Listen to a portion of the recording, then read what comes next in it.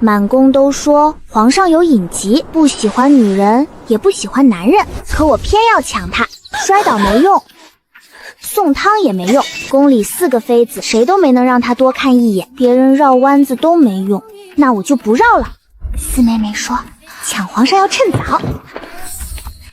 臣妾是白鹿台淑妃，请皇上圣君安。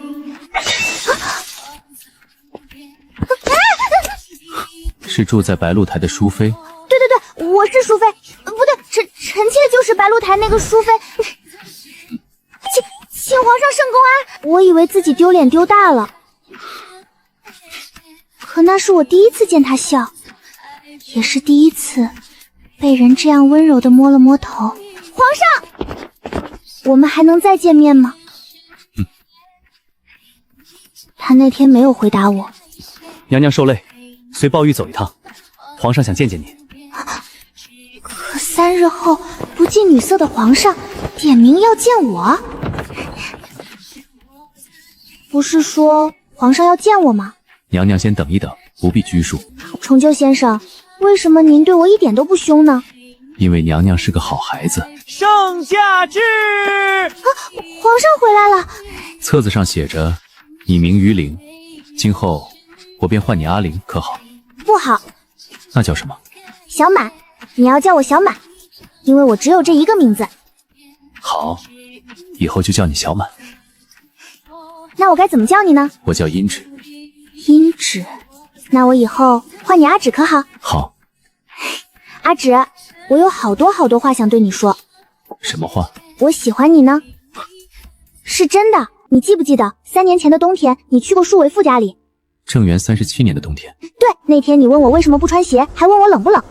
那个孩子是小满。就是我。所以你就进宫了。舒伯父问我想不想做新帝的妃子，我一听新帝是曾经的太子，就答应了。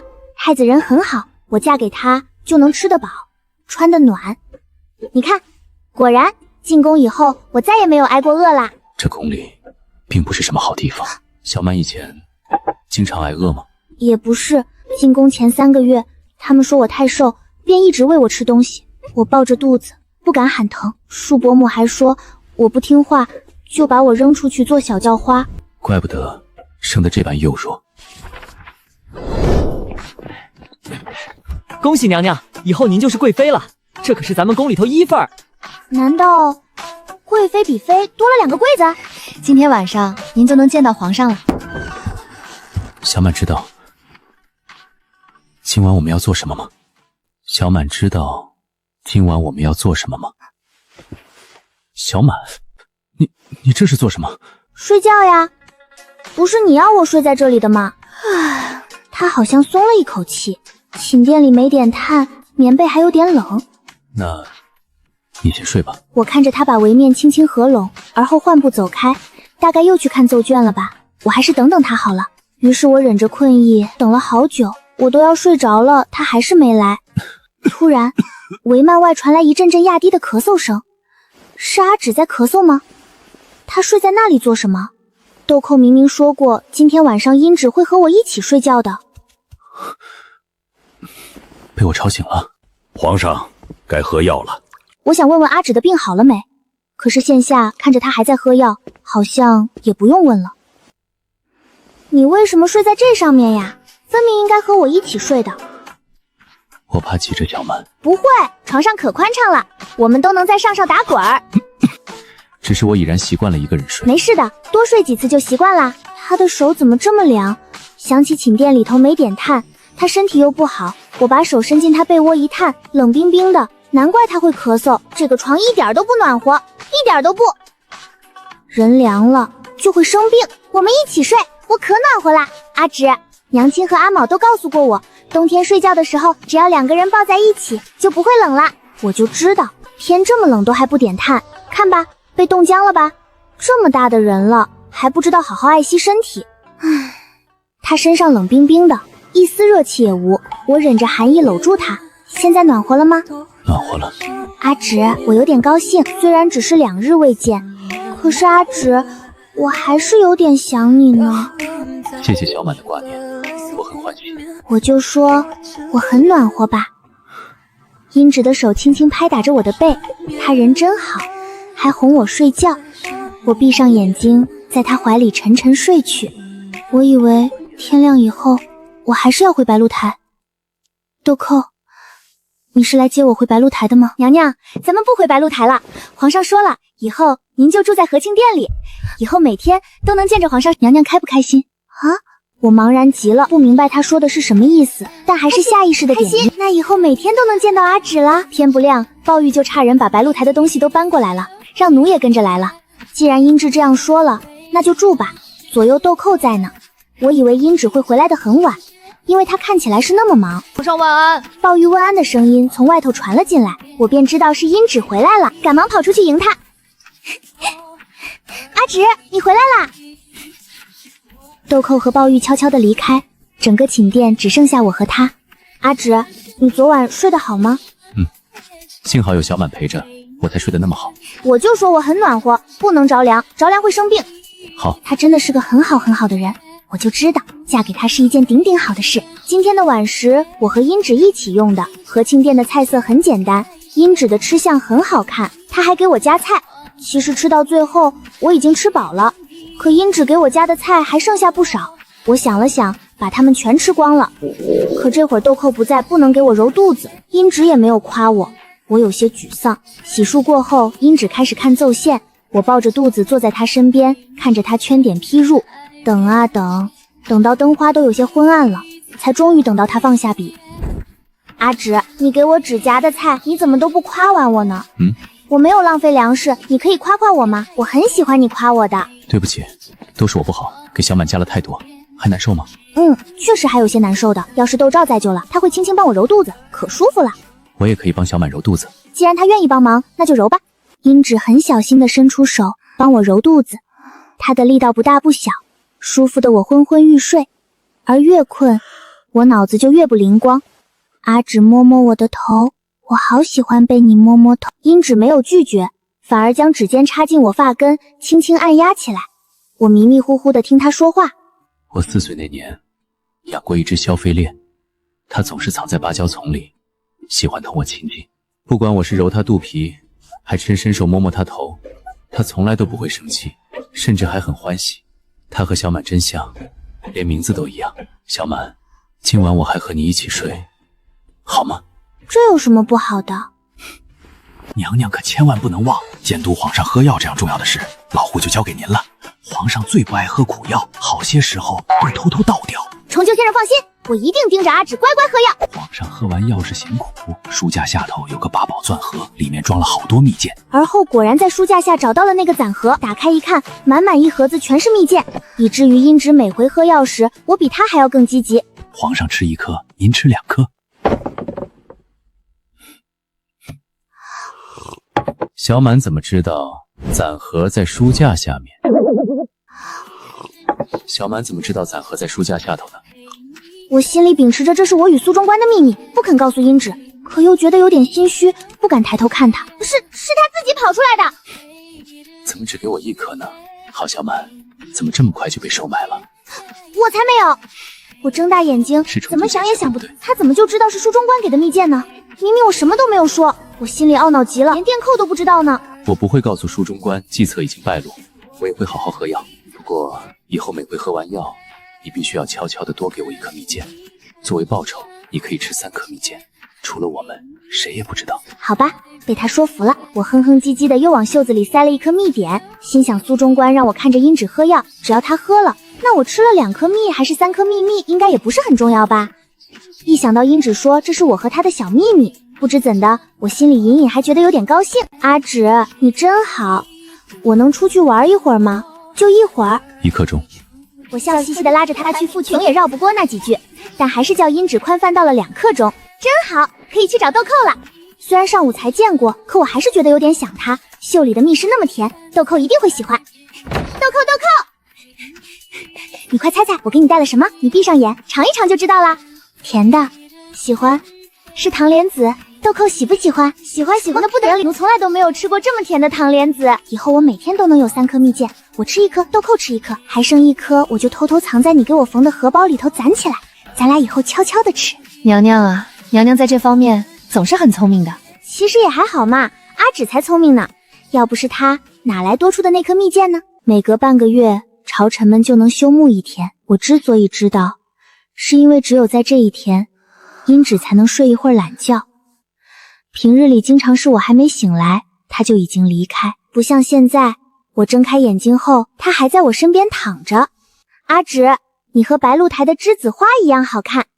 豆蔻，你像粉芍药一样好看。栀子花和粉芍药，小满觉得哪个更好看？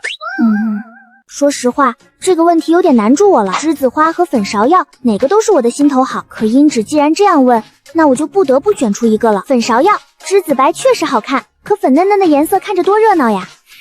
罢了，吃饱了没有？我仔细感受了一下，说没吃饱，其实也不饿了；说吃饱了，又还能再吃一点。6月搬居，不知春秋。以前没有什么衣裳穿，也没吃过什么好东西，我向来是冷了不晓得穿衣，热了不晓得脱，吃饭只感受得到饿，却分不清饱胀。宝玉，机上的可以撤下了。这意思是我已经吃饱了。几个月没出殿，小满都快要闷坏了。我有些没反应过来，但能到花园里头走一走也是极好的。阿芷，你看，好看吗？好看。豆蔻给我做的，他手巧可巧了。又是豆蔻。笑得像个傻子。梁妃和德妃站在殷芷面前，面目柔美，也不晓得是什么时候来的。贵妃娘娘，哎，后宫的女人都是会抢皇上的。我意识到他们好像都是来抢皇上的，不行，我也要抢。殷芷有些诧异，但不知怎的，我又分明觉得她有些高兴，反正比早上的时候高兴。怎么了？不得劲儿。回和庆殿。贵妃好久没有去我那里坐坐了，等几日空闲了，可一定要来。是啊，也来妹妹宫里坐坐。我一头雾水，我和他们也就过见过寥寥几次面，平常他们来我从来不找他们。再说了，现在还有殷芷陪我玩，我一点都不想他们那坐坐，我不想去。不想去便不去。御花园里没精打采，但一回到和庆殿，我就变得生龙活虎。刚准备告诉殷芷自己想要继续踢毽子，既然不累，就陪着我写字吧。陪着殷芷写字，最大的用处便是叫我明白了，自己真正是不学无术。他好心教我写字，这个转折要藏富。我却因为他的声音太柔和，躺在他怀里睡了个天昏地暗。醒来时鼻尖萦绕着浓浓的饭香，迟钝如我竟也难得地感到了些许羞愧。于是午时我坚决不肯抬头看殷芷，只顾着埋头刨饭，吃得差不多了，他就让我放下筷子，免得腹痛。他的脾气怎么就这么好呢？来，咱们继续。仍旧像上午那般教我写字。我规规矩地站在殷芷身前，他帮我捏住笔，而后手把手地教我。说实话，他对我的要求真是极低。也不是要小满考个状元，学完一本千字文便极好。好了，先来写一写小满的名字，写完了小满的，再写我的。御花园里那2位妃子，阿芷，你不要喜欢别人，你只喜欢我好不好？说罢又觉得不太准确，毕竟宫里有那么多人，就连我都还有豆蔻要喜欢，这样对他最喜欢我，好不好？那么，小满最喜欢谁呢？我最喜欢谁？脑海中浮现出豆蔻，而后又是殷芷，但紧接着一张凶巴巴的小脸跳了出来。他说我笨，却不许别人这么说，大概是因为他老是惦记着我有没有吃饱。于我来说，那半个馒头要比桂花糕更加珍贵。我最喜欢四妹妹。为什么小满最喜欢她？四妹妹，她是天底下最好的人，所以小满最喜欢的人并不是我。小满，这不公平。如果小满最喜欢人不是我，那么我最喜欢的人也不会是小满。我看着她冷淡的脸，心想着完了，四妹妹要我抢皇上，我没抢到。不知道为什么，心里突然就觉得很委屈。或许是因为我已经习惯了殷芷微笑点头的样子，现在她说不会喜欢我，我心里的难过便铺天盖地的。但是我不会哭的，因为四妹妹说掉眼泪就是没出息，即便殷芷不喜欢我，我也不会哭的。哭什么呢？我没哭。不是最喜欢你便要哭，你也不是最喜欢我，我是不是也该哭一哭？好了，不难过了，这样好不好？等小满会写我们的名字了，我就最喜欢你。真的吗？真的，我什么时候骗过你？我不会写。没关系，我来教小满，好不好？殷芷说，等我会写我和他的名字了，他就最喜欢我。所以此后我一有时间便会在书房练字，但我实在是不够聪明，来来回回4个学了好久，还是有些记不清笔画，心里免不得懊恼。再过5日便是娘娘的生辰了，奴给娘娘做了新衣裳，就当是奴为娘娘准备的生辰礼物吧。上一次过生辰还是在白鹿台的时候，豆蔻给我做了特别好吃的梨膏糖。这一次在和庆宫过生辰，殷芷会知道吗？不知道为什么我没有告诉殷芷我的生辰快到了。如果是以前，我就直接告诉她，甚至问她要礼物了也说不定。离我生辰还有2日的时候，许久无见的苏中官带着一箱子玩具回来了。紧接着，往日里深居简出吃斋念佛的贤妃突然就打开了店门。豆蔻说过，贤妃是殷芷的表妹，自然是要亲近些，我明白的。皇上去了贤妃娘娘宫中，可是听见殷芷去贤妃那里，我心里还是有些不舒服，好像有点生气，还有点失落，又或者是其他的什么感受，我说不清楚。本来不想和他说话的，我心里还生着气呢。皇上万安。可他一脸泪意，还朝着我微笑，我便心软了。这天晚上殷芷把我抱得很紧，我却没有睡着，这就导致了第2天我一整日都是晕乎乎的。我知道自己不聪明，只好在纸上不断重复着殷芷教我写的那4个字。贵妃娘娘，皇上派奴才传话，今夜政务繁忙，要晚些回来，请娘娘先歇下。我有些沮丧，可又实在困得不成样子，心想明日白天拿给他看也是一样的，便先歇下了。我最喜欢小满了。这个梦太过逼真，以至于我醒来时发现只是梦，心里还有些失落。看着大亮的天光，我心里懊恼极了，一定是我睡得太沉，他走了都没有发现。昨夜皇上一整夜未回殿，我听说是宿在了贤妃娘娘那里。我脑海里一阵轰鸣，殷芷她昨夜没有回来，她和贤妃在一起。这一刻，我清晰地意识到，原本可以属于自己的东西被别人抢走了。殷芷骗我，即便我把写好的字拿给他看，他也不会喜欢我的。不好不好，一点都不好！晋升，谁给你们的胆子敢在娘娘背后嚼舌头？奴婢知错，娘娘恕罪。豆蔻，不哭不哭，娘娘不哭，豆蔻在呢。我憋回眼泪，心里一阵阵的委屈。娘娘，皇上还没回来，我就是要回白鹿台。豆蔻，我不要住在和庆殿了，我不开心。为什么不开心？怎么不穿鞋？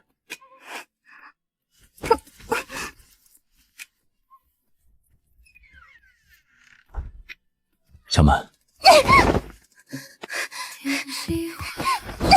我实在没出息，就听了这一句话，眼泪便瞬间充盈了整个眼眶。小满，你听我解释。骗子，你骗我，我不要喜欢你了。做事情不可以半途而废，小满，这对我不公平。我看见小满的字了，写得很好。我也知道这些天小满学字很认真，我说话算数。从今以后，我最喜欢小满，好不好？听到这些话，我心里觉得更委屈了。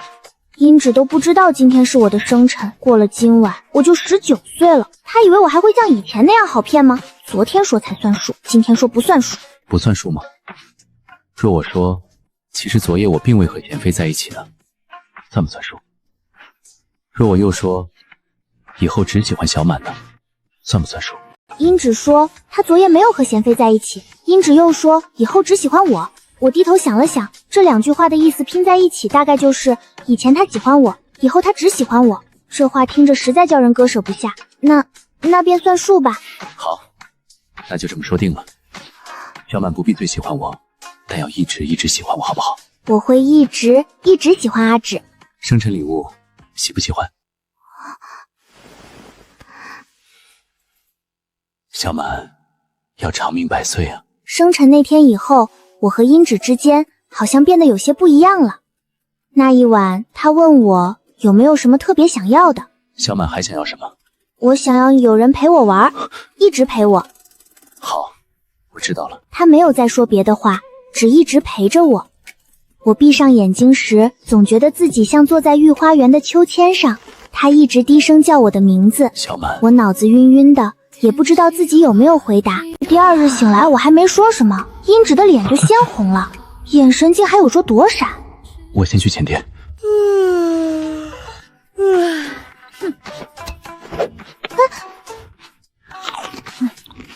这是因为殷芷害羞了，虽然我也不知道有什么好害羞的。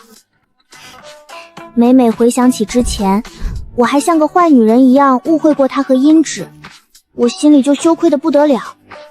没关系，但是佳宁很大度，不仅不怪我，还愿意带着我一起玩。我才发现，贤妃娘娘深居简出、吃斋念佛这些俗话，统统都是诓人的。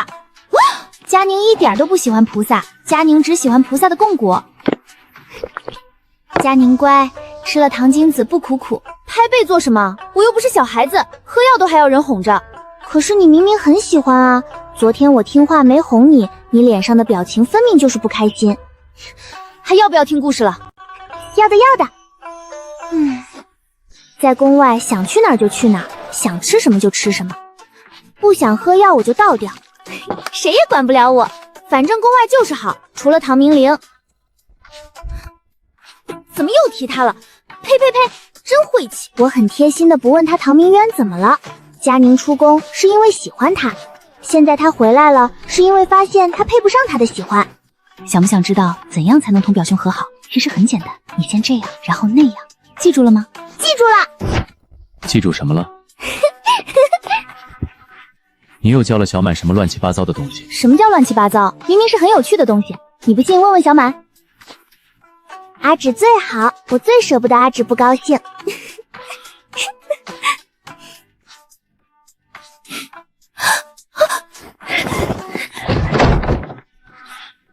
回和亲殿。佳宁说，只要认真告诉一个人他有多重要，就很容易和好了。老臣参见皇上、贵妃娘娘。不怕不怕，小满不怕。这是太医院的李御医，是个很好很好的人。娘娘，老臣会一样戏法，让人变聪明。真的？李御医，我也想变聪明。娘娘头疼过没有？睡觉好不好？头不疼，睡得也很好。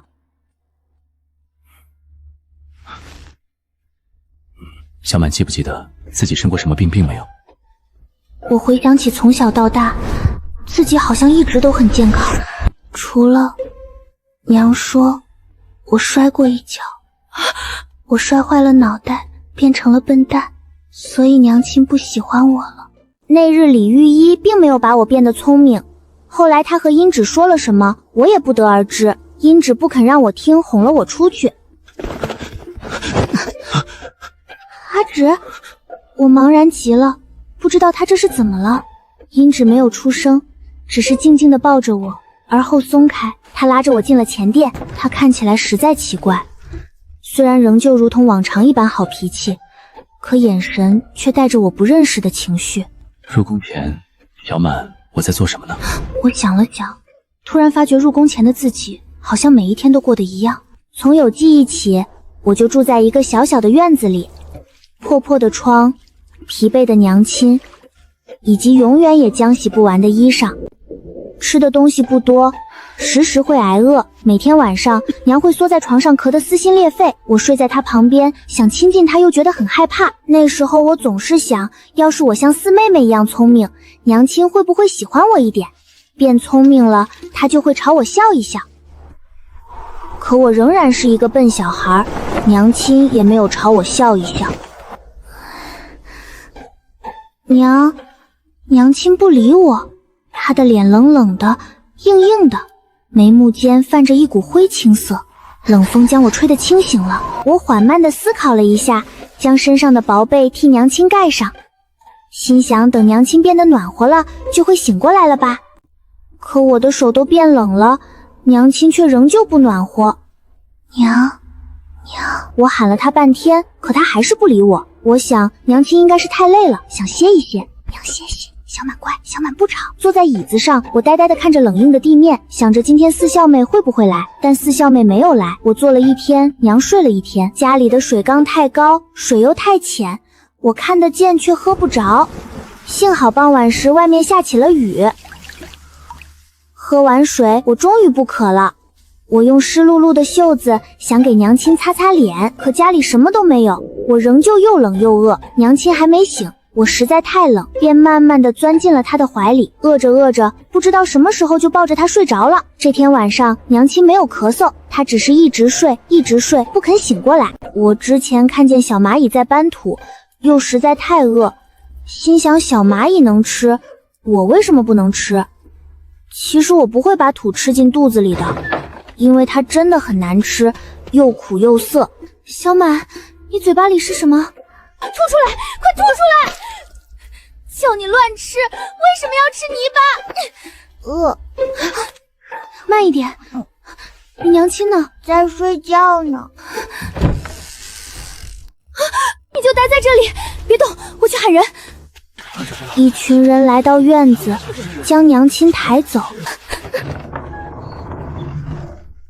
现在我们都是没娘的孩子。他们说娘亲死了，死是什么意思啊？就能过上好日子。可是你在哭，四妹妹为什么要哭？小傻子。哦，原来是高兴呀。四妹妹说人死了就能过上好日子，这是好事呢。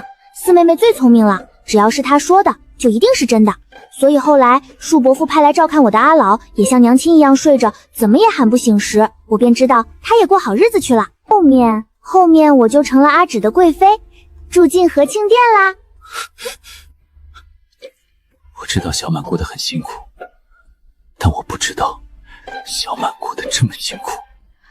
不辛苦啊，我有娘亲，有四妹妹，有阿老，后来又有了你和豆蔻，就更不辛苦了。从前的生活是有些艰难，但我确实算不得辛苦，辛苦的都是我周边的人。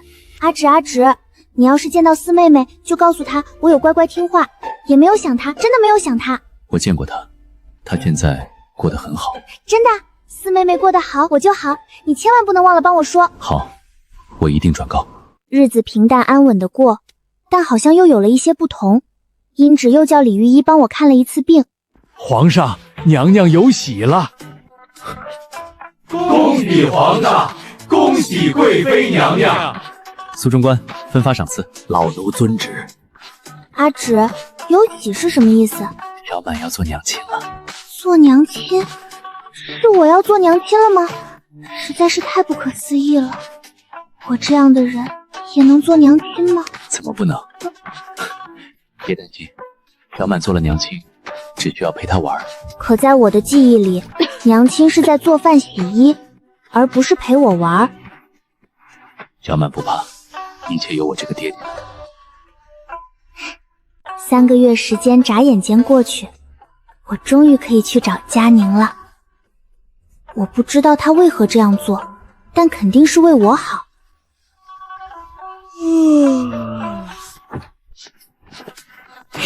小满来了。佳宁，你也要当娘亲了吗？是啊，真是烦死了，天天都想睡觉，又不能不要。佳宁，小娃娃是从哪里生出来的呀？这个嘛，佳宁，好佳宁，你就告诉我嘛。好了，小满别摇了，我告诉你，是从你脚心钻出来的。既然佳宁这样说，我回去后便问了殷芷。阿芷，佳宁说小娃娃会从脚心钻出来，是真的吗？佳宁说的对，小娃娃确实是从脚心钻出来的。等到来年3月，小满就能看见他了。既然殷芷也是这样说的，看来佳宁不是在捉弄我。整个秋天，我几乎全都待在和庆殿里头。殷芷每天批完奏乐后，便会开始教我念千字文，虽然我老是学了就忘。天地玄黄，但他从来没有曾漏责过什么，反而更耐心地继续教我。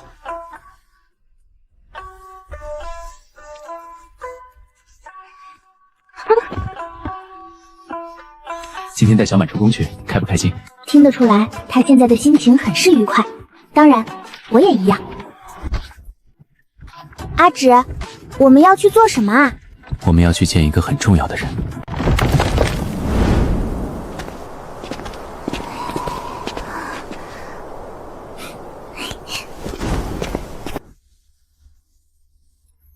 他进来，你在外面等。原来殷芷出宫是带我看病的，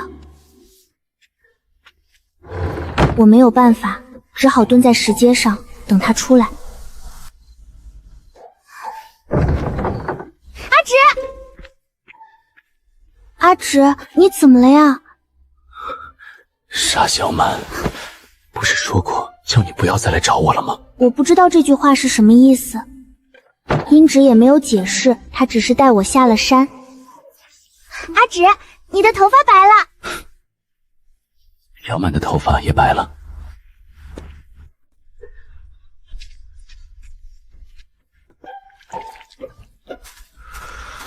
天儿这么冷，来接我做甚？还带着小满呢？摊主，你们的孩子也叫小满吗？来，告诉小夫人，咱叫什么名字啊？我叫小满。他的生辰也是小满吗？不是的，小夫人，我儿虽叫小满，生辰却不是小满。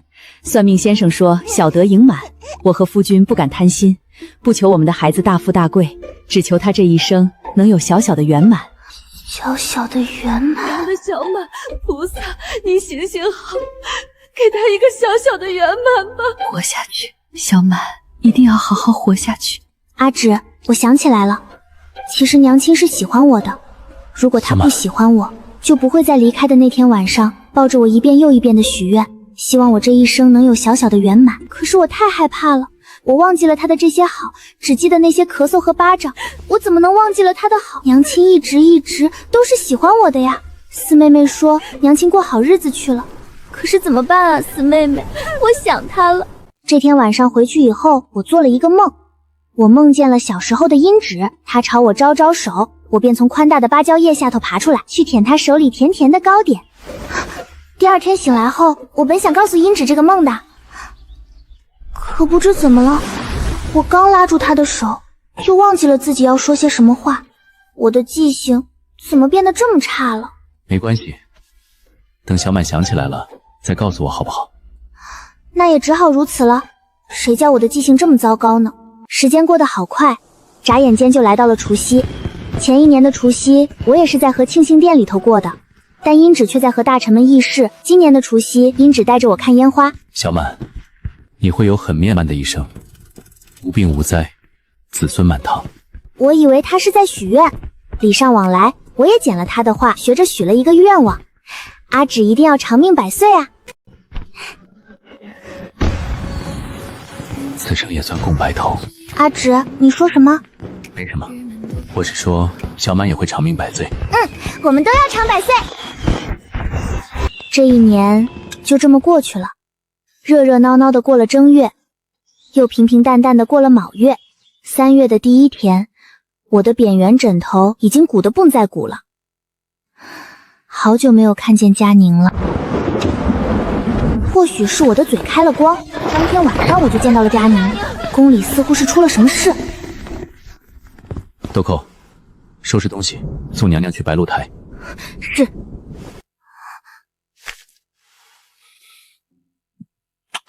等我。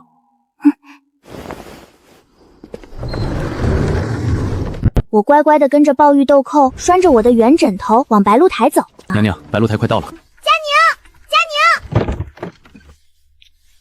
佳宁，我想你了，那可真不好意思。你不来找我，我吃吃喝喝睡得可香了。那就好，那就好，吃得好，睡得好，身体就好。这些天我也睡得不错呢。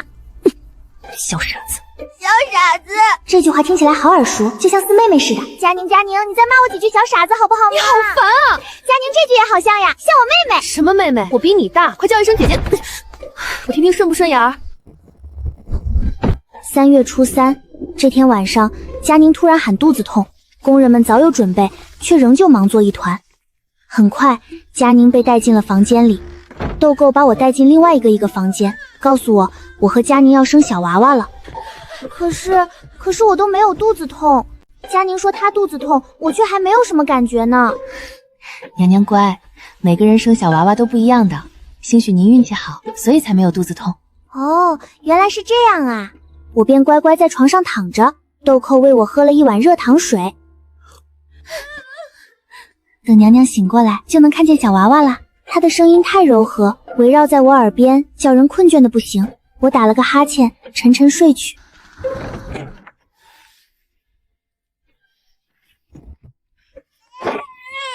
这一夜换来了一个新的开始。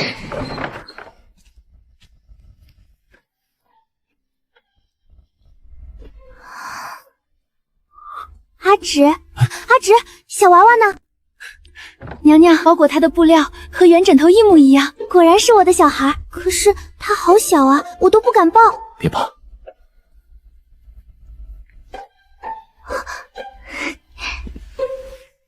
小满给他取个乳名好不好？我有些犹豫，取名好难的。他有圆圆的脸蛋，还有圆圆的嘴巴，我心里霎时有了一个名字，就叫他圆圆，好不好？好，小满取什么都好。小满要做皇后了，开不开心？我很开心。那我也开心。可是阿芷，佳宁呢？我都没有看见佳宁，她去哪里了呢？佳宁出宫了，但她有话要告诉你。什么话呀？佳宁走得这样急，她还没教我骑马呢。我有些舍不得，但还是为她高兴。佳宁说：“小满，我去过好日子了。”死了就能过上好日子了，小傻子。圆圆长得好快，好像昨天我都还趴在摇篮边看她，今天睁开眼，她就已经站在我面前。娘亲，我和她一起学千文经文，分明我比她要早学好久，她就已经学到了后头。而当我终于学到她的进度，圆圆已经11岁了。圆圆11岁，早已开始看更难的书。每个人学习的速度不一样，圆圆学得快，说明我的小孩天资聪颖，你该高兴了。圆圆聪明，我当然高兴。只是我总觉得她哪里都好，却有个笨娘亲，这实在太给她丢脸。原本这些话我只告诉了英芷，可后来却被圆圆知道了。她说我老是胡思乱想。娘亲既有时间胡思乱想，不如每日多写3张大字。英芷想了想，1张。罚写的第一天，圆圆来看我，可是我既不如少师夫人那般有文采，也不像尚书夫人一样贤惠持家。圆圆，我一点都不如别的娘亲厉害。少师夫人会如你这般陪我吗？尚书夫人会像你一样崇拜挺爱我吗？别人的娘亲再厉害，在我眼里都不如你。我只觉得天底下再没有比她更好的小孩了。我听得心里热乎乎的，刚想说圆圆你真好。好了，这些写的不好的地方都要改。可不可以等你爹爹回来再改？可以啊，我今天会留下来。就算爹爹回来了，娘亲也还是得自己改。等到英芷回来，我已经改好了2张大字。小满今日写得很好，比昨日又进步了。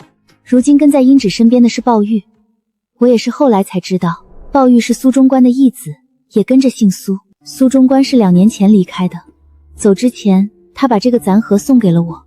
英芷带我去看过他。皇上和娘娘都是好孩子。重就先生要快些好起来，你不在的这些日，我和圆圆都有点想你呢。可是娘娘老奴想嫁了，等以后有空了，老奴再回来看您，好不好？好吧。走之前，他把那个簪盒送给了我。小满别担心，重就先生累了许多年，如今终于能歇一歇了，这是好事，所以不必痛哭。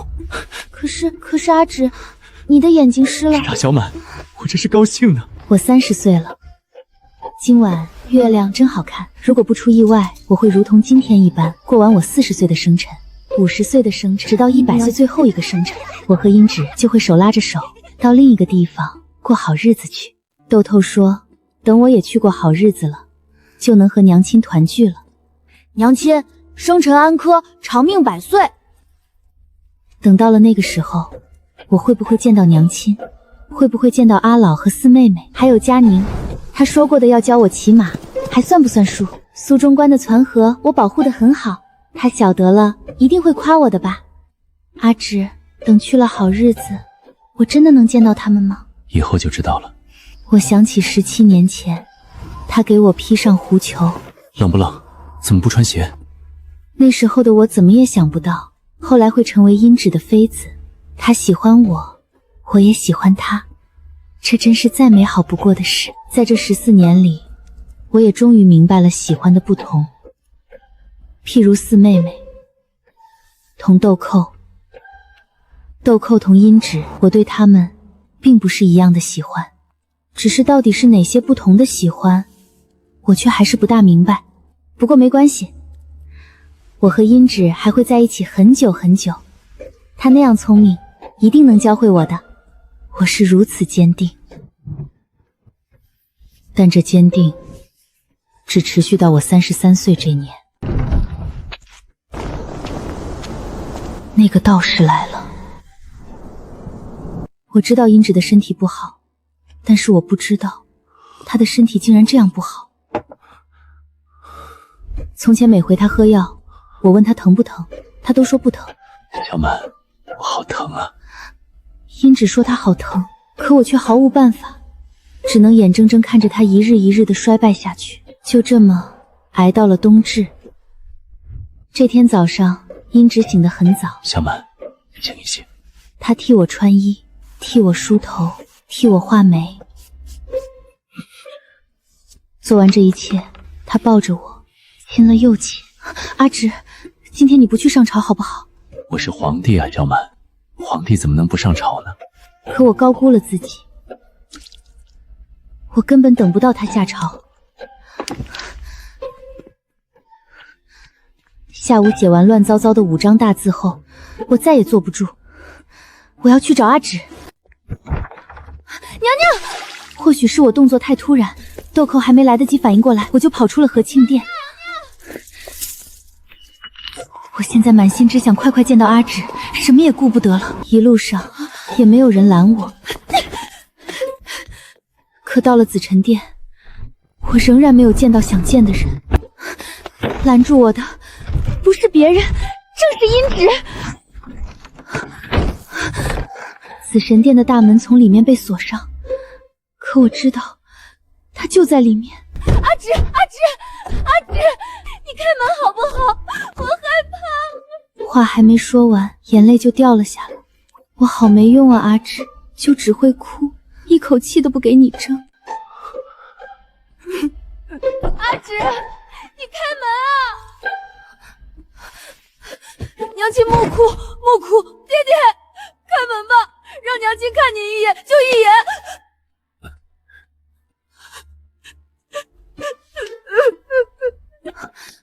紫萱殿里头终于有了回应，但传来的却是圆圆微微哽咽的声音。圆圆，后面的话渐渐隐没，圆圆在哭。阿芷，阿芷。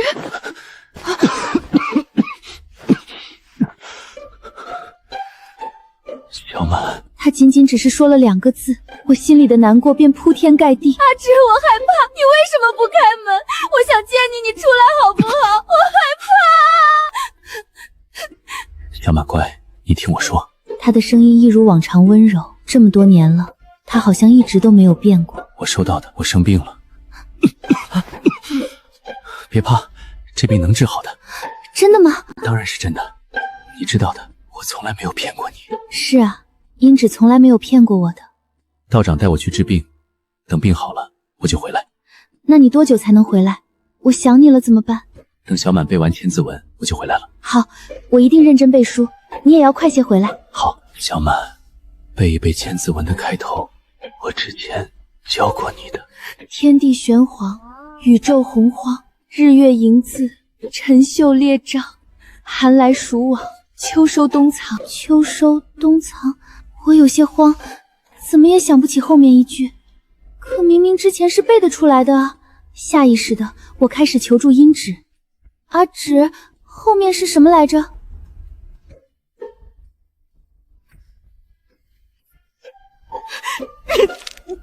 阿芷，后面一句是什么啊？我记不得了，你说说话，我害怕。润于成岁，律律调养，是这一句。娘亲，您可千万要记得。润于成岁，律律调养，娘亲千万要记得。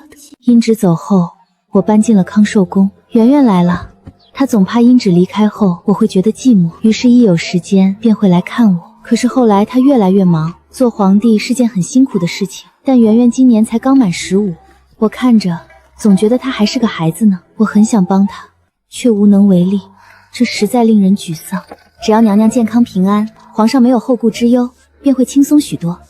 娘亲要认真些，千字文早些背完，爹爹就早些回来。我一定认真背。以前我学千字文总是3天打鱼2天晒网，可现在我每天都有花时间背千字文呢。虽然总是背了又忘，忘了又背，但我仍旧觉得自己一定很快就能背完。我35岁生辰时，圆圆抱着一个刚出生的孩子来见我。娘亲，给这孩子取个乳名吧，叫着顺口些。就叫他香奴，好不好？好，娘亲取什么都好。我有一本秘密的小册子，上面记录的都是叫我觉得开心的事情。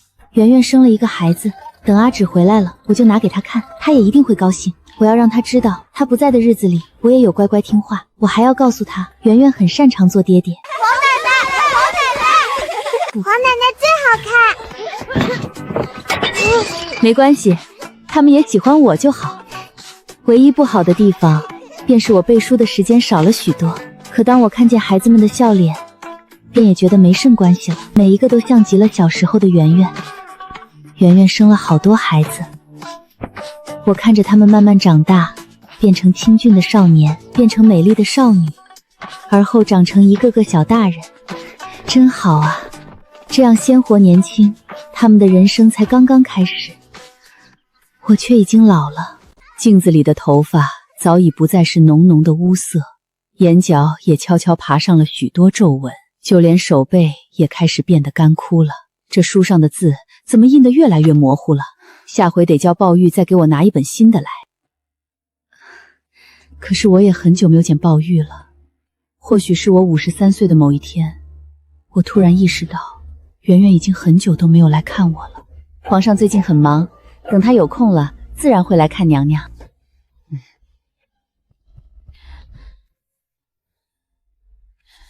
圆圆好忙，我有点想她，叫你不来看我，要爹爹告状。1下2下3下，我慢共撞了27下，不多不少，和只离开那天晚上的钟声一模一样。圆圆，黄奶奶，您认错人了，我不是爹爹，是香奴啊！瞧黄奶奶这记性，你好久没来看黄奶奶啦。你喜欢的茯苓糕，黄奶奶天天都给你留着呢。黄奶奶，香奴不饿。什么话呀？黄奶奶，爹爹要离开一段时间，叫我来告诉您一声，让您别担心，他很快就回来。等病好了，我就回来。1个2个怎么都这样？他爹爹不让认一眼，他也不肯让我看一眼。那他说没说什么时候回来？说了，爹爹说等您背完了千字文，他就回来了。这孩子跟他爹爹真是一模一样。你帮我告诉他一声，就说娘亲晓得了，一定会认真拜书的。黄奶奶，香奴还有事，下回再来看您。这孩子急匆匆的，万一摔着了怎么办？娘娘，夜深了，早些歇息吧。也对，这么晚了，是该歇息了。少师夫人会如你这般陪我吗？尚书夫人会像你一样崇拜、疼爱我吗？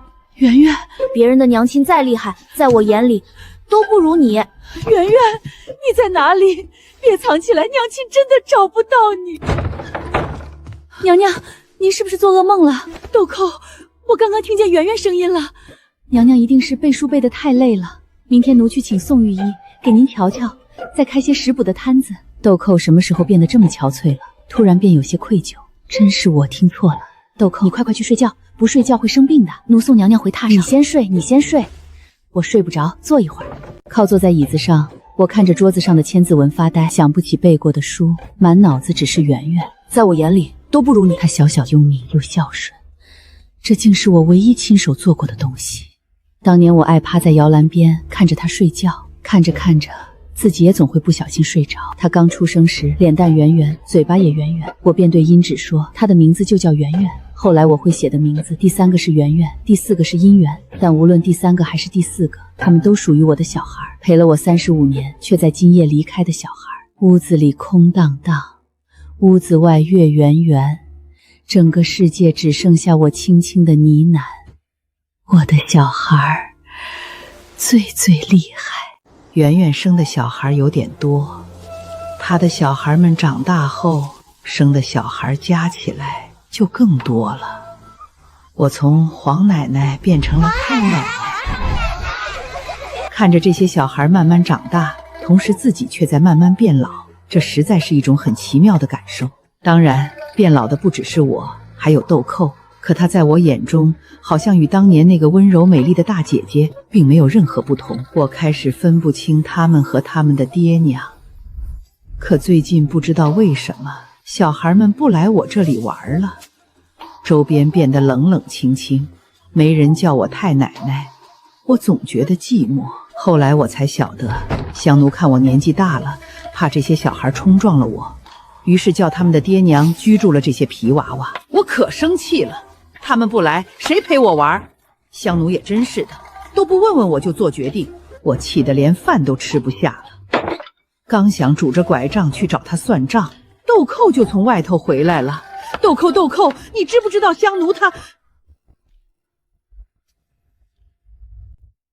咦，来，叫太奶奶。太奶奶，好吧，我一眼就喜欢上了她，忘记了找香奴算账。她看起来好可爱，又好可真好呀。76岁这年，我得了个小乖乖。小乖乖没有名字，刚出生，爹爹就为国战死了。不久后，娘亲改嫁，从小他就被亲戚们粗视的踢来踢去，最后送进了幼慈院。5、6岁的小人儿，怎么就要吃这么多的苦楚？豆蔻就叫长心，意为长久的欢心。欣欣第一天去学堂，我想要哄她高兴，便特意去接她放课，顺便也替她撑一撑腰。毕竟欣欣性子软，万一被那些调皮蛋欺负了怎么办？或许是之前等得有点久，吹了些冷风，我很不幸的受了寒。其实也不严重，可欣欣却开始闷闷不乐。我安慰她许久，可小孩眼里仍旧满是懊恼和愧疚。可我却答应了下来。我晓得她是不想我为她生病。好，太奶奶答应欣欣。明明欣欣什么都没说，我却能明白她想表达的意思。这大概有些人便是祖先不必说话阿尺说过的缘分吧。香奴不疼黄奶奶了，先是欺负黄奶奶，又欺负我的欣欣。不哭，黄奶奶，瞧您说的，香奴哪里敢欺负您？这罪名孙儿怎么担得起？哼，你就是欺负了，你不让小孩们陪黄奶奶玩，我要给你黄爷爷和爹爹告状。可怜我的欣欣，小年纪吃了那么多苦，都怪我这个太奶奶老了，不中用了，护不住她。黄奶奶，您再哭下去，爹爹该托梦骂我了。只要您不哭，要什么香奴都给。银琛呢？赶快让他给朕滚过来！愣着做甚？还不快些！把欺负欣欣的冒失鬼教训了一顿后，我毫不客气地要了许多补偿。欣欣应该是在宫门口等了我好久，小脸都冷僵了，而后扬眉吐气地回了康寿宫。太奶奶，又不是什么大事，哪里就得您这般费心？才不是呢，欣欣受了委屈就是天大的事。我只管给她擦眼泪，并不劝她别哭。小孩从前肯定受过许多委屈，哭一哭是好事呢。我的欣欣以后就是小郡主了，以后谁还敢欺负你？太奶奶的拐杖可不依。太奶奶，您怎么这么好？怎么能这么好？因为欣欣好呀，太奶奶喜欢欣欣，很喜欢。欣欣也喜欢太奶奶，我喜欢的欣欣也喜欢我，这可真是好巧又好妙。欣在我和豆蔻的疼爱下慢慢长大，出落成了一个美丽温婉的小少女，许是有了阴影。她每回一看见阴身就躲。欣儿，我喜欢你，从第一次见到你就是，可我不知道怎么说。见你不理我，还鬼迷心窍的欺负你，你打我吧，打我！要是这样能叫你不讨厌我。欣欣脸红了。欣欣想好了吗？阴琛他不会坏的。太奶奶，虽然小时候他总是捉弄我，却也护着我，不许别的人来欺负。这人就是个棒槌。虽说是个棒槌，倒也是个好棒槌。最重要的，欣欣也喜欢这个棒槌。太奶奶，阴琛的动作很快。欣欣16岁的生辰一过，他便求了香奴的圣旨。我们替欣欣备下64台嫁妆，里头什么都有，我却还是嫌少。本想再添几箱。娘娘，不能再多了，再多就不合规范了。大不了等欣欣嫁过去了，我再把好东西悄悄塞给她，也是一样的。咱们康寿宫嫁出去的小姑娘，若是愁没钱花，那是万万不能的。娘娘聪明，奴和你想到一处去了。我就知道她也心疼欣欣呢。不嫁了，欣欣不嫁了，欣欣要陪着太奶奶。姑娘总是这么懂事做什么？今天是个好时日，可不能一直哭鼻子。太奶奶有豆蔻陪着，只要欣欣过得好，太奶奶就好。我努力憋住眼泪，今天大喜的日子可不能哭。吉时已到，欣欣终究是离开了。康寿宫又一次变得空空荡荡，只是幸好还有豆蔻，日子倒也挨得下去。不知道什么时候起，我开始喜欢晒太阳，暖洋洋的光照在身上脸上，叫人舒服的昏昏欲睡。尤其是秋天，就更困乏了。娘娘，奴去接欣欣放客。今天的天气真好啊，树叶在头顶上发出碎碎的响，一切都是那么晴朗漂亮。难不怪佳宁那么喜欢晒太阳，暖洋洋的太阳真的会让人睡得很香。太奶奶，欣欣冷，欣欣饿。稚嫩的哭声回荡在耳边，我自梦中惊醒，这个声音是我的欣欣。我撑起沉重的身体，太奶奶，别拦着我，别拦着我！我听见欣欣在哭呢，她说她冷，还说饿，我得赶快去幼慈院接她。您乖乖躺着，要什么我拿就是了。我看了她两眼，刚想说怎么这么眼熟。太奶奶，不哭不哭哦。奇怪，看见她伤心，我怎么会觉得这么心疼？等她哭完，我又迷糊了。刚刚我要去做什么来着？算了，不想了。姑娘，你看起来真眼熟。你和我的欣欣长得可真像，怪不得我看见你就喜欢。太奶奶，我就是您的欣欣啊！骗人！欣欣上学堂了，豆蔻去接她放堂，马上就回来。你已经嫁人了，欣欣才刚上学堂，怎么会是同一个人？我知道了，你也叫欣欣啊，真是巧，和我欣欣一个名儿。是啊，真巧啊！太奶奶，咱们一起来背书。这个小姑娘可真好，可是最近她好像生病了。脸色看着实在好苍白，快快回家养病，不许再待在这里。我不累，我想陪着太奶奶。你在我这里待了好久，你夫君定然也十分想你。他不想走，但在我极力要求之下，还是听话离开。说实话，他不在的日子里，其实我很寂寞。欣欣要上学堂，豆蔻要接欣欣放课，康寿宫里头只有我和小宫女们。我想了想，叫人准备了好多好吃的。说来奇怪，我的记性一向糟糕，可那些小孩的名字和脸，我竟还都对得上。一份份点心从康寿宫里送了出去，桌子上的碟子越来越少。哦，对了，还有香奴，你帮我给香奴捎个话儿，就说黄奶奶在康寿宫等她，她要是回来了，可千万别忘了来看黄奶奶，黄奶奶想她呢。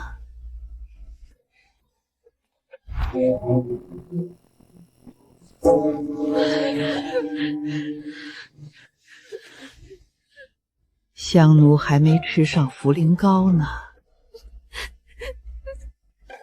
豆蔻去接欣欣放课，我要去门口等他们回家。豆蔻的桂花糕，欣欣的核桃酥。太皇太后，醉了。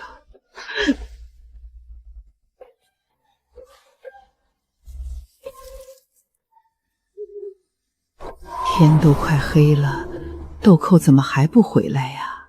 我想她了。冬至这天早上，我终于想起了小姑娘是谁，原来她真是我的欣欣啊！瞧我这坏记性，连欣欣都忘了，她该多伤心！来人，我要见欣欣！我闹着要见欣欣，等了好久。欣欣，太奶奶，您想起来了吗？想起来了，太奶奶什么都想起来了。真是抱歉，叫欣欣难过了那么久。欣欣不难过的，太奶奶好，欣欣就好。不要核桃酥，只要太奶奶，要太奶奶的袖子里一直有核桃酥，要太奶奶陪欣欣过年，还要太奶奶长命百岁。不能贪心，欣欣什么都不要了，欣欣只要太奶奶长命百岁。太奶奶答应欣欣，袖子里会一直有核桃酥，也会陪欣欣过年。太奶奶一定长命百岁，咱们拉钩，骗人是小狗。那就说好了，太奶奶要长命百岁，欣欣也要长命百岁。许是拉了钩，欣欣听话的走了。明日我带阴琛再来看太奶奶。好。太奶奶是小狗，可是欣欣难过了怎么办？太皇太后，您说什么？没什么，该背书了。我不知道自己为什么要这样做，或许是因为我发现自己变得十分清醒，像是在我眼前终年缭绕的大雾终于散开。89岁的冬至，天地玄黄，宇宙洪荒，日月盈色。小满慢慢写，不着急。陈秀列张。要记，千万要记。我第一次默下整篇千字文，颤抖着写下最后一个字后，我缓缓放下笔。我清楚地感知到，那个走了56年的人要回来了。原来你一直都在等我，我就知道你会回来。放下了。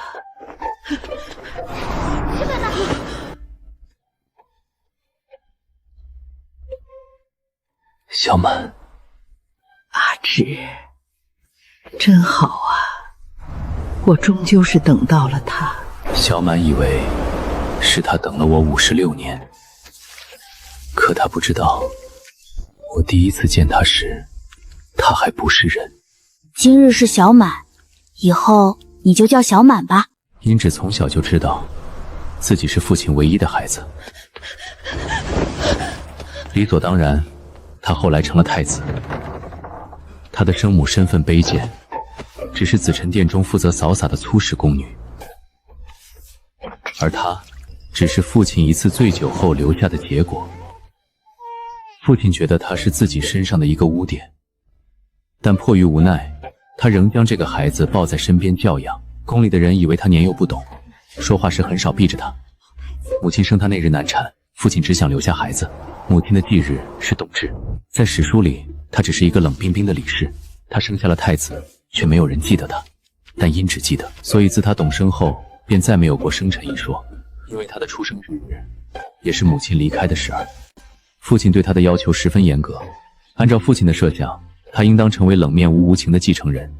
只可惜他随了母亲。今日是小满，你便叫小满好不好？小满很乖，天生便亲近他。沉闷的世界终于透出了一道缝隙。他是太子，拥有的东西很多，可他从未真正抓住过什么。捧着小满时，他心里是真的欢喜，但这欢喜只持续了2个月。玩物丧志，不堪造就。圣上，求您放过他吧，我以后再也不会来看他了，真的，我不会了。看看你现在的样子，愚蠢懦弱，朕怎会有你这样的太子？多可笑啊！分明是父子，他却不敢哭。小满，若有来生，你千万别再来找我。自此以后，殷芷学会了克制，无论喜怒哀憎，他都不再显露人前。直到宋贵妃难产那夜，他才再次失态。父亲又一次做出了相同的决定。他大约以为殷芷是在害怕那个孩子，可让他恶心的从来不是那个孩子，而是这个冷情薄幸的君王。即使做了帝王，又能有什么意思呢？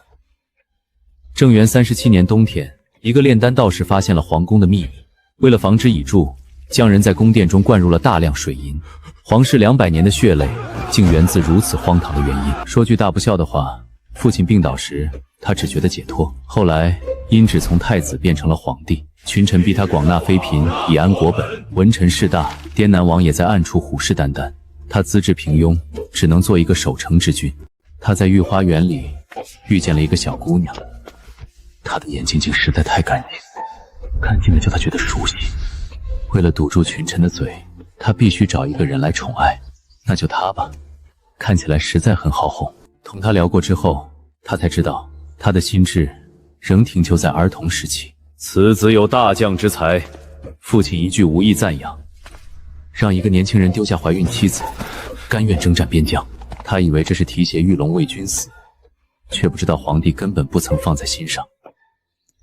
不过没关系，伤害过小满满的人，他已经替他讨回了公道。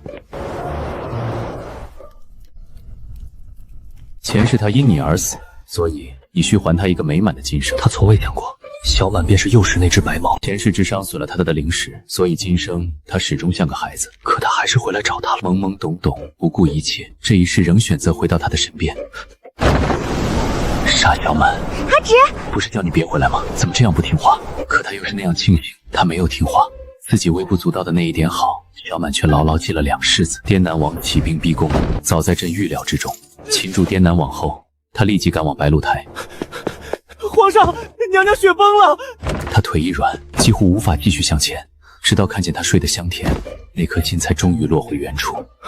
可尹芷随后想起，小满根本没有怀孕，那么娘娘血崩说的只能是佳宁。芷表兄，替我告诉小满一声，我去过好日子了。从今往后，他要替离开的人守住活着的人。后来，小满有了圆圆。那一刻，真至刻，他忽然觉得需分给他与他的后人。你所得的帝王寿率，用这一颗帝王心换他无病无灾，子孙满堂，让他在他离开之后，也仍有人陪伴。100年之后，他还能再看他最后一眼，值得，真的值得。56年后，又是一个冬至。门内站着他等了56年的人，他满脸笑意，朝他奔了过来。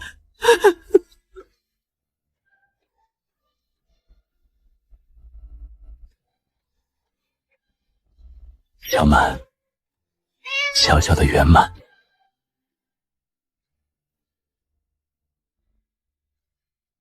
原来真正美满一生的人，其实是他。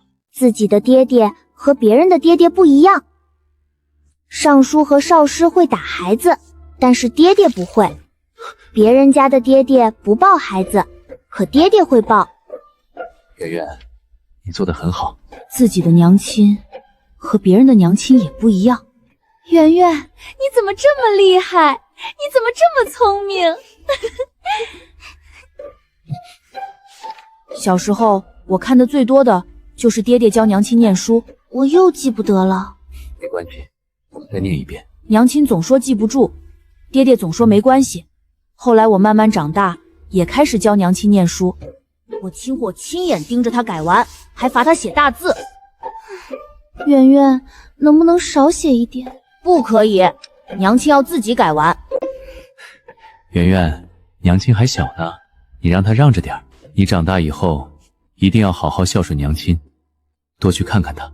其实不用爹爹说，我也会让着娘亲，不然哪里会只罚她写大字呢？14岁那年，爹爹把玉玺交给了我。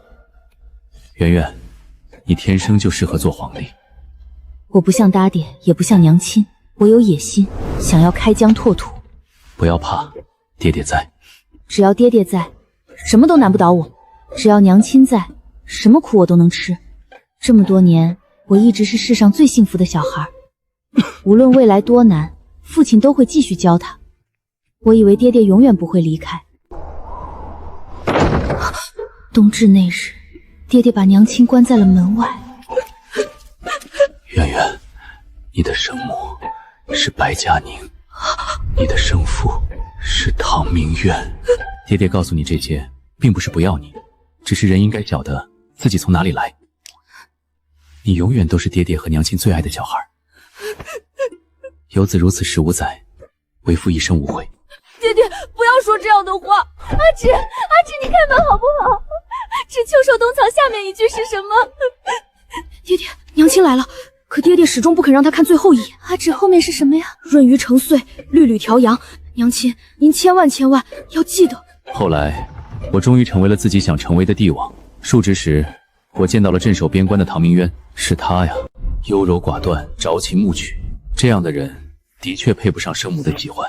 我与他也只是君臣罢了。每年冬至，我都会想起爹爹。爹爹走的实在太早了，这么多年，圆圆始终没有学会怎样做一个没有爹爹的小孩。只是幸好娘亲还在，可我与娘亲的缘分也只有35年。然凭此35载，愿一生无悔。我终于明白，爹爹为何不肯让娘亲看最后一眼，是不忍，亦是不敢。去告诉你黄奶奶，等她背完千字文，圆圆就回来。爹爹，圆圆来找您了，真好啊！我始终是天底下最幸福的小孩。星儿，可是做了噩梦？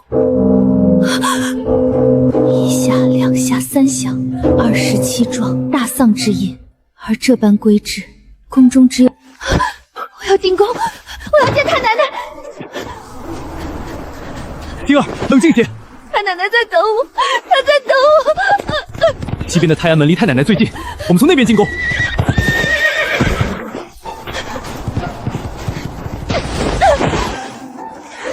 开门！开门！求求你们开门！太奶奶，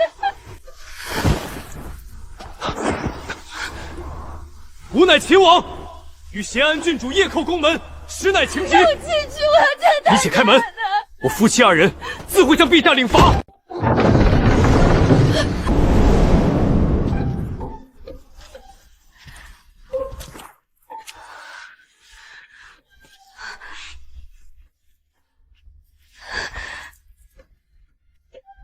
这只手明明还和从前一样，泛着温温的热气。太奶奶肯定只是睡着了，把她喊醒就好了。太奶奶，欣欣饿了，欣欣想吃核桃酥。太奶奶，太奶奶，欣欣冷，欣欣饿，欣欣想吃核桃酥了，欣欣饿了，太奶奶，太奶奶，核桃酥，太奶奶。长欣从小温柔乖巧，连哭也只是安安静静的掉眼泪。明明今日上午，太奶奶还让我来康寿宫吃核桃酥，不过才7个时辰，我便再也吃不到太奶奶的核桃酥了。她也再不会醒来，搂着我叫一声欣欣。欣欣的核桃酥，太奶奶您忘了，您忘了欣欣的核桃酥。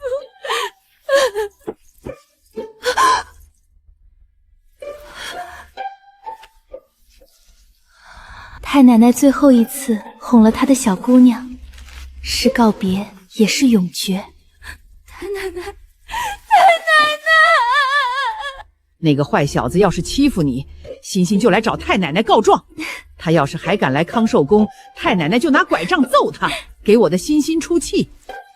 以后欣欣有了小娃娃，太奶奶要给她做小衣裳。我的小娃娃还没有来，可太奶奶却走了，胸口像破开了一个大洞，心里下起无边无际的大雪。明明说好要陪欣欣过年的，太奶奶，我们说好的长命100岁，您还欠了欣欣整整11年。真好啊，我终究是等到了他。小满，小小的圆满。